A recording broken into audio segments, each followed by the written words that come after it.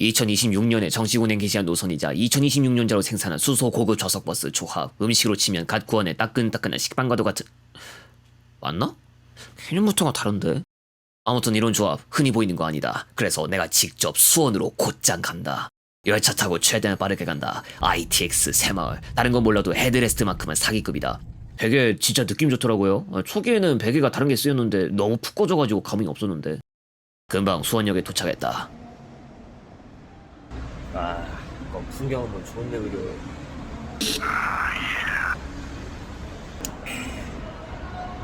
미친놈 아니야 이거! 교양 없는 놈의 똥폼. 자기 수명만 갉아먹을 뿐이다. 아무튼 지금 보이는 정류소가 수원역 10번 출구 헌혈의 집. 여기서 9200번 버스를 이용할 생각인데 오후 2시 34분에 왔을 때부터 차고지 대기 중이라고 표시되고 있었다. 이 정류소는 본디 강남역으로 가는 3000번 버스가 고정적으로 사용하던 곳이다 보니 3000번 버스 대기줄이 따로 표시돼 있었다. 9200번 노선도나 대기줄 표시는 따로 없었다. 10번 출구 앞 정류소는 한산한 편이지만 저기 앞에 있는 12번 출구 측 정류소는 혼잡하다. 일반 시내 버스들부터 엄청 드나드는데 무슨 말이 필요할까? 오후 2시 43분 드디어 차량이 모습을 드러낸다. 천장에 굵은 스포일러 하나 얹어 웅장함을 자아낸다. 사실은 광역버스 투입 차량이다. 일단 좌석에 앉았다면 안전벨트부터 매도록 하자. 고속도로 경유 노선이다. 수도권에는 9200이라는 번호를 쓰는 노선이 인천과 성남 면허를 비롯해서 2개 더 있지만 지금 타고 있는 건 수원역 10번 출구 헌혈의 집에서 출발해서 국가기록원 성남 분원 코이카까지 운행하는 형태다. 6월 1일부터 운행을 시작했고 용남고속에서 담당하는 노선이니 참고하자. 그리고 서울로 가는 노선 아니다. 빨간색 버스라고 무조건 서울 방면 광역버스 로 오해하는 일 없도록 하자. 경기도 안에서만 돌아다니는 치킨 좌석 버스도 꼭 몇 개씩 있다.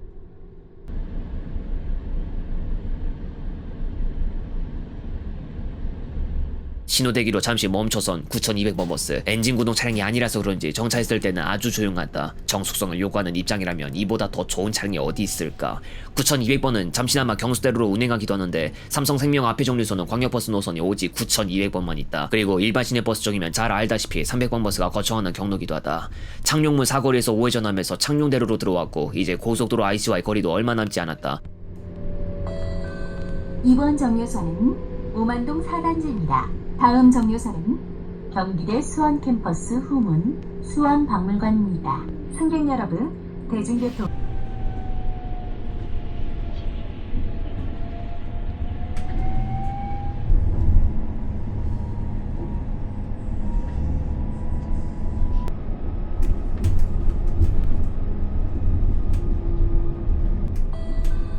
이번 정류소는 경기대 수원 캠퍼스 후문 수원 박물관입니다. 다음 정류소는 화랑공원 남편입니다. This stop is Gyeonggi University, Suwon Campus, Back Gate, Suwon Museum. 승객 여러분의 안전을 위하여 좌석 벨트를 모두 착용하여 주시기 바랍니다. 성남으로 넘어가기 전 정차하는 마지막 정류소 경기대 수원 캠퍼스 후문 수원 박물관에 도달한다. 참고로 이 정류소에서 도보로 770에서 780m 정도를 걸어가면 신분당선 광교역이다. 9200번 버스는 판교 쪽으로 들어간다. 그 말이 무엇이냐? 지금부터 신분당선과 경쟁이다. 광교 쪽에서 판교까지 누가 더 조건이 좋을까? 참고로 배차 간격으로 말할 것 같으면 9200번은 한참 능력치가 모자라다. 평일 기준으로 20에서 45분 간격이니까 신분당선에게 있어 다음 열차까지 장시간 대기? 그딴 거 없다. 다만 광교 쪽에서 판교 방면은 1007번 버스도 있고 평일 10에서 30분이니까 참고하자. 사송동의 종점이 4000번도 판교역 앞에서고 동선이 다르지만 역시 판교 일대에 들어가는 4500번도 있다. 긴 말은 여기까지 하고 이제 다음 정류소로 넘어가보자. 따끈따끈한 신차 소리 한번 들어보면서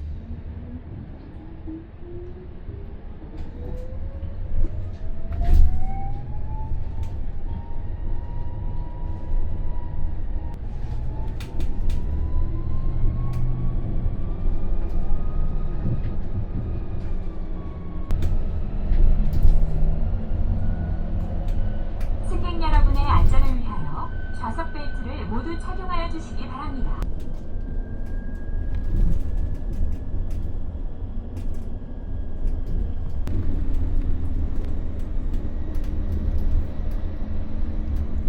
이 차는 영동고속도로에 들어왔다. 수원역 10번 출구 헌혈의 집에서 출발해 매규역 4번 출구 힐스테이트 프루지오 수원 2단지, 인계동 행정복지센터, 수원 고용복지 플러스센터, 동수원 사거리 삼성생명, 수원시 평생학습관, 연무사회복지관 창룡도서관, 우만동 4단지, 경희대 수원 캠퍼스 후문 수원 박물관까지 다 훑었다. 영동고속도로는 신갈분기점까지, 그 이후 판교 IC까지 경부고속도로로 간다. 다음 정류소가 나오기 전까지 잠시 차 안을 둘러보자. 수소버스라고 내부가 뭔가 많이 다를 줄 알겠지만 이미 디젤이나 CNG 사양을 많이 접한 사람들에게 많이 낯설지 않은 내부 모습이다. 이미 시트부터가 늘 먹던 그 맛과 같은 게 아니던가. 시트 뒤쪽에 USB 충전 포트가 설치되어 있는데 한쪽은 A와 B타입 대응이고 또 다른 한쪽은 C타입 대응이다. 좌석수에 대해서 조금 말해보자면 이 버스는 40인승 사양으로 도입됐다. 44나 45인승 사양보다는 간격이 아주 약간 넓겠지만 그렇다고 37인승에 비할 건 아니다. 그 와중에 경부고속도로로 갈아타는 9200번 버스. 지금부터 버스 전용차로 구간이 시작된다. 이미 엔진 구동 사양에서도 보였던 바대로 맨 뒤에도 무리 없이 시트가 설치된 걸 볼 수 있다. 이 차량은 참고로 전장 12m 프라임 트림 수소 사양이다. 전장 11.7m 엘레강스 트림만 수소 사양이 있었을 때는 스택 구조 문제로 시트를 이렇게까지 설치하지 못했다. 프라임 트림으로 오면서 좀 개선된 부분이다.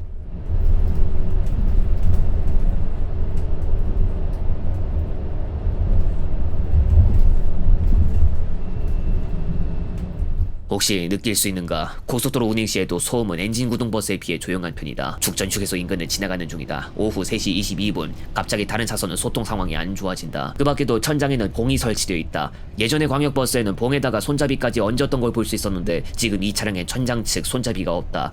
또 이 버스에 쓰이는 변속기는 오토매틱 모터 일체형 3단, 최고 출력 350kW, 최대 토크 1800Nm, 초기 유니버스 FC2B는 자동화 수동 변속기로 일컬어지는 AMT라는 물건이 얹어져 있었는데 이게 평가가 안 좋았다는 말이 나온 적이 있다. 아무래도 운전자가 변속 타이밍에 호흡을 맞춰야 하고 그렇지 않으면 승차감까지 망치는 것 때문이 아닐까 추측된다. 어느덧 판교 IC, 이제 성남 구간으로 접어들고 화랑공원 남편 정류소가 기다린다. 화랑공원 동편, 금토천교와 삼평교, 판교 제2 테크노밸리 정류소도 있지만 끝까지 갈 생각은 없고 화랑공원 남편에서 바로 내린다.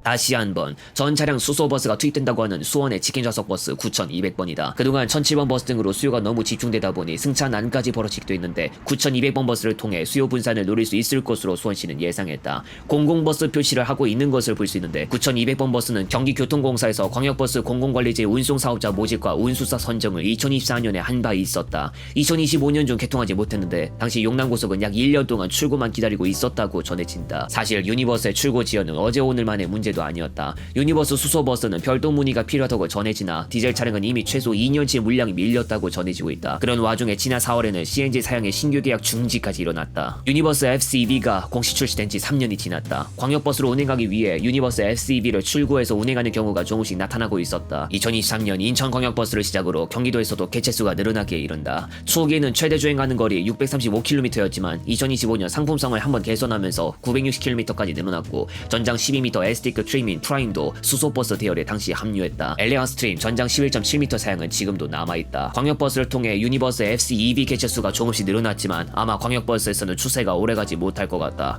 왜냐면 광역버스도 저상버스 의무화가 거론됐기 때문이다. 최근 현대자동차는 일렉시티 전기 저상버스를 바탕으로 하는 전장 12m 좌석형 버스를 개발하고 있었다는 이야기가 들린다. 광역버스 다수 차량이 고상형이고 일렉시티 더블데크와 같은 2층 버스가 아닌 이상 저상형 투입은 꿈도 꿀 수 없었다. 문제는 자동차 전용도를 이용하는 노선들이 너무 많은 광역버스인 이상 입석 금지와도 같은 정원 외 탑승 자체가 금지된다. 출퇴근 시간대만 해도 사람들이 너무 많이 몰려들어 좌석 하나하나가 소중할 수밖에 없는데 전기 저상버스가 어떻게 역할을 잘 소화해낼 수 있느냐는 말이 나오고 있다. 유니버스와 같은 고상형은 맨 뒤를 제외하면 바닥이 대체로 평평하다. 그래서 2x2식으로 좌석을 설치하는 난이도도 쉬운 수준이고 시트를 얻는데 딱히 걸리적거리는 구조물은 없다. 그러나 저상버스는 다르다. 저상 위치인 앞쪽 부분만 하더라도 이미 타이어가 위치하는 자리 때문에 좌석을 설치하는 게 그리 만만치 않다. 이 구조물을 피하고 좌석 간격도 확보해서 시트를 얹던지 해야 한다. 차량 가운데 하층 문까지 있다고 하니 문이 있는 위치는 당연히 좌석이 생략된다. 2010년대 중 떠오른 입석 금지 때문에 많은 운수사들이 실행으로 옮겼던 가운데 문 생략을 한번 생각해보면 힌트를 얻을 수 있다. 어지간한 광역버스 노선들은 머지않은 미래 신차를 출고할 때 일렉시티 전장 12m 사양을 출고해야 할 수밖에 없게 되면서 자연스레 유니버스와도 멀어지고 광역버스 부문의 수소버스 활성화도 일단 한동안은 적게 되겠다. 고로 앞으로 중요한 건 어지간한 광역버스나 시내버스 운수사들 차고지에 일단 전기차 충전 시설부터 충분히 갖추고 있는지가 될지도 모른다. 광역버스 저상 예외 노선이라도 생길까? 그거는 모르는 일이다. 광역버스는 바이바이 유니버스가 될지도 모르지만 아직 전세버스나 고속시외버스가 남아있다. 그러나 수소버스 적극 도입은 여전히 의문이다. 충전을 위한 기본적인 인프라는 아직도 부족하고 전세버스를 상대로 최대 수소 충전량 3kg까지 제한한다는 말도 나온 적이 있다. 여름철에는 반드시 에어컨을 가동하기 마련이다. 그런데 운행 도중 최대 주행 가는 거리 효율성이 나빠지는 일이 벌어지면 이건 치명적이다. 충전 완료까지 걸리는 시간과 동선도 반드시 버스에게 효율적인지를 따져야 한다. 단거리뿐만 아니라 중거리와 장거리까지 소화할 수 있어야 하는 게 그런 버스들의 운명이다. 서울 공주간을 하루만 담당했다가 그 뒤에 서울 여수간으로 나가야 할 수도 있는 법인데 언제든지 노선을 바꿔가면서 투입한다고 해도 일정 소화에 문제가 하나도 없어야 한다. 이건 충전 시간까지 다 감안하는 거다. 차값도 무시무시한데 그 뒤 운영 과정에서도 문제가 생기면 골치 아프다. 아직도 디젤 버스가 많이 중용될 수밖에 없는 환경에 놓여있는 전세 버스와 고속시외 버스, 저상화까지 거론되면서 결국 유니버스에서 손떼약이 생긴 광역버스, 탄생한 지 3년 차로 접어든 유니버스 FC EV의 향후 전망이 좀 어두워졌다.